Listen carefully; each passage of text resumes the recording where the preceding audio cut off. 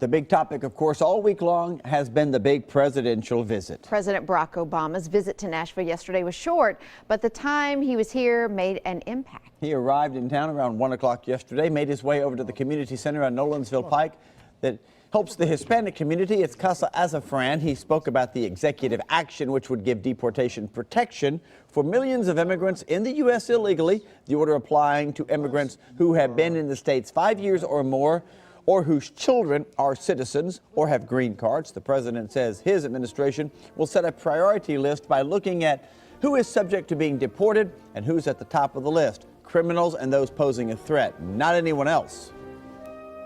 And what we're saying essentially is, in that low priority list, you won't be a priority for deportation. You're not going to be deported. We're not going to keep on separating families.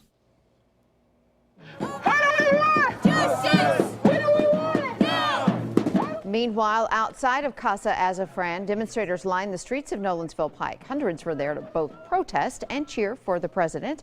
There were groups concerned about a number of issues, including immigration reform, but also race relations. All of the demonstrations were peaceful. Now, if you missed any of our coverage yesterday on the president's visit to Music City, you can find a full recap of the speech and a wrap-up of his time in Nashville anytime online. Just go to newschannel5.com. You'll find it there. And after the president's visit, immigration agencies took the opportunity to host a naturalization information session. The event offered free citizenship preparation study materials and other resources for Nashville immigrants. Local and federal organizations teamed up to host that event at the community center in Antioch. They say the goal is to help people navigate the process of becoming citizens. Ironically, just hours after the president's visit, a man was arrested for using fake documents to get a job in Brentwood. Pablo Rodriguez was discovered by the state's Identity Crimes Division using a different name. He had used someone else's social security number to get an alcohol server permit. He's charged with forgery on the Declaration of Citizenship portion of that permit. Unclear if the new executive order, though, is going to prevent him from further action by the federal government. Amy? And happening right now, the search is on for a Springfield man that police say nearly beat his elderly brother-in-law to death. Let's head straight to News Channel 5's Cuthbert Langley at Vanderbilt Medical Center this morning, where the victim was taken. So how is the man? Is he expected to be okay?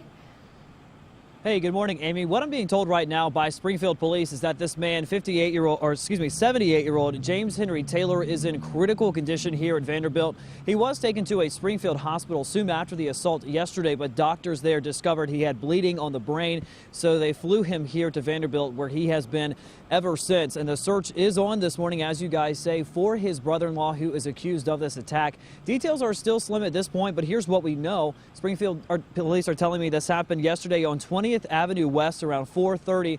When police got there, they found the victim unconscious, lying on the floor. And during the investigation, authorities quickly realized that 54-year-old Antoine Taylor is the person who allegedly threw the punch that caused the victim to not only hit the counter but then fall right there on the floor. Now, Taylor is accused of not calling police. He ran from the scene and has not been seen since. Police currently have an aggravated assault warrant out for his arrest. I just got off the phone with Springfield police here within the last 10 minutes, and they say they do not have any updates for me this morning, but they are confident they will find him, telling me that he is a local person, so they have a good idea about who he knows and where he may be. So again, we have no new updates on the search other than they are still looking for him. And they also tell me that they are in continued need of any tips you may have. So if you happen to know where Antoine Taylor may be, you're asked to call Crime Stoppers. That number is 382-3799. Again, 382-3799.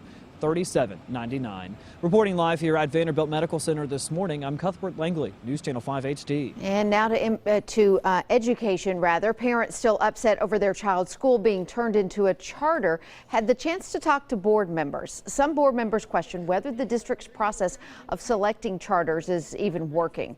They're trying to update guidelines for charter applications, even though the district has been in the charter business for a while now. And today we'll hear if Madison or Neely's Bend Middle will be turned into a charter. A final vote on whether to change Kirkpatrick Elementary to a charter school will happen in January. All right, and Amy, speaking of schools, don't forget, happening today, absolutely the last day for you to register for Tennessee Promise. That's that incredible program giving high school grads 2 years of free tuition. Yeah, free tuition at a community college or technical school in the state.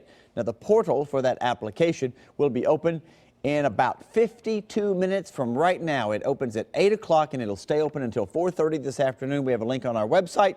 Just go to newschannel5.com, click on news links, but get that done. It's your last chance today. All right.